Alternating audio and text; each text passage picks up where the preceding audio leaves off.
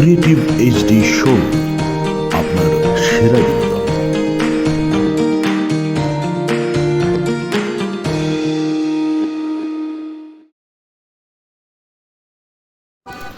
প্রিয় বন্ধুরা, এবারে হাসির দমকে ভরবে মন, কারণ এসে গেছে খুন্তি মাসি। খুন্তি মাসির বিদেশ ভ্রমণ।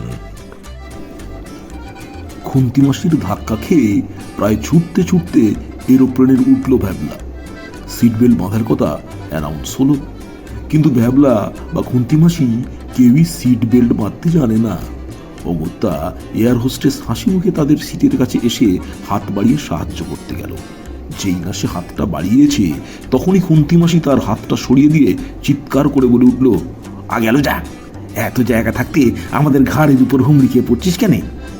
খুন্তি মাসির অমন বিকট চিৎকার শুনে সবাই তাদের সিট থেকে ঝুঁকে, কেউ আবার উঠে দাঁড়িয়ে মাসির দিকে দেখছিল। ভাগ্যক্রমে এয়ার হোস্টেসটিও বাঙালি ছিলেন, তাই কোনো ক্রমে মাসিকে বুঝিয়ে তার কোমরে বেল্টটি লাগিয়ে দিলেন। বেল্টটা পরানোর সময় মাসি খিলখিলিয়ে বাচ্চাদের মতো হেসে উঠলেন, বললেন, হ্যাঁ কি করছিস, আমার কাছে কত লাগেছে। এয়ার হোস্টেস ম্যাডাম ফক করে হেসে ফেললেন। পাশে বসে থাকা এক বিদেশি ভদ্রলোক মাসিকে অবাক দৃষ্টিতে এতক্ষণ পর্যবেক্ষণ করছিলেন। এবার তিনি ভুরু কুঁচকে বললেন, কাচুকুচু, what does it mean? Air হোস্টেসই তাকে কাতুকুতু শব্দের অর্থটা তার ভাষায় বুঝিয়ে দিলেন। ভ্যাবলা এতক্ষণ চোখ বড় বড় করে ব্যাপার স্যাপার দেখছিল। এরোপ্লেন আকাশে উঠতেই সে চিমটি বাবাকে নমস্কার করে একটা দীর্ঘ নিঃশ্বাস ফেলে তার শরীরটা সিটে এলিয়ে দিল। ও, আপনারা ভাবছেন চিমটি বাবাটা আবার কে? সে বৃত্তান্ত পরে দেওয়া যাবে, কিন্তু ভ্যাবলার স্বস্তি পাওয়া বেশিক্ষণ স্থায়ী হলো না। কারণ ঝাঁকুনি মানে প্লেন যখন একটা বায়ুস্তর থেকে অন্য বায়ুস্তরে প্রবেশ করে, তখন একটা বিমক্কা ঝাঁকুনি যাত্রীদের অস্বস্তিতে ফেলে, বিশেষত যারা প্রথম প্লেনে চড়ছে তাদের। ঝাঁকুনি খেতেই খুন্তি মাসি তার প্রকাণ্ড শরীরটা নিয়ে ওরে বাবাগো বলে এমনভাবে তার সামনের সিটে আছড়ে পড়লেন, নগণ্য সিট বেল্ট তাকে আটকায় কার সামনে। ফলে ঘটল আরও এক বিপত্তি। সামনের সিটে ছিলেন এক সিঙ্গাপুরি ভদ্রলোক। দেখে তো তাই মনে হয়, সঙ্গে তার স্ত্রীও ছিলেন। তিনি সিট বেল্ট খুলে সামনে ছিটকে পড়লেন। ছিটকে গিয়ে তিনি প্যাসেজ ওয়ালে ধাক্কা মারলেন। সেই ধাক্কায় উপরে ডিকি খুলে একটা ভারী ব্রিফকেস পড়ল তার মাথায়, আর সেই আঘাতে তিনি বেহুশ হলেন।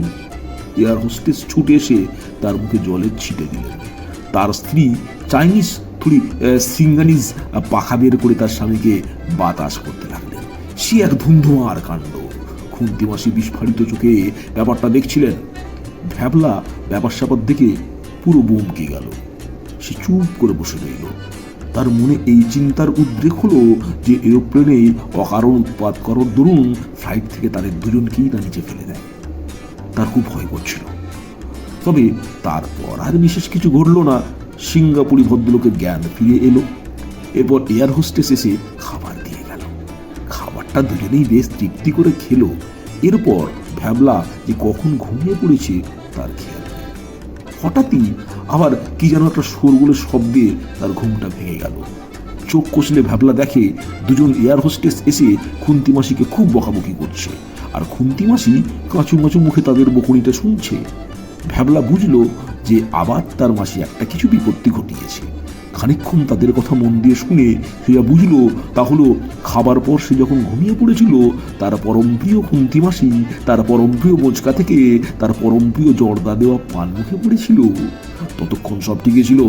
এরপর খুন্তি মাসি পানের পিচ প্লেনের জানলা তাক করে ফেলে, কিন্তু জানলা তো বন্ধ। ফলত পিচের কিছু অংশ গিয়ে লাগে প্লেনের জানলার কাছে, আর কিছুটা পাশে বসা এক দাদু টাকির উপর। ব্যাস, আর যায় কোথায়? তুমুল ঝামেলা। ভ্যাবলার সিম্পলি কান্না পাচ্ছিল। তাদের এবার নির্ঘাত প্লেন থেকে নিচে ফেলে দেবে, কিন্তু তেমন কিছু ঘটলো না। তবে খুন্তি মাসিকে তারা তুলে নিয়ে পাশের কেবিনে স্পেশাল কোনো এক সিটে বসিয়ে দিল। এক এয়ার হোস্টেস ভ্যাবলাকে আশ্বস্ত করলো যে তার নামার সময় খুন্তি মাসিকে তার কাছে তারা দিয়ে যাবে। ইস, কি লজ্জার কথা! ভ্যাবলার কানগুলো রাগে লাল হয়ে গেল, একটু ফুলিও গেল বোধ হয়। অবশেষে সিঙ্গাপুর এয়ারপোর্টে তাদের প্লেন এসে থামলো। আজ তবে এইটুকু থাক। সিঙ্গাপুরের মজাদার কিস্সা যদি শুনতে চাও, চ্যানেলটিকে সাবস্ক্রাইব করে বেল ঘন্টিটা বাজিয়ে যাও। পরের হপ্তাহে দেখা হচ্ছে। ধন্যবাদ।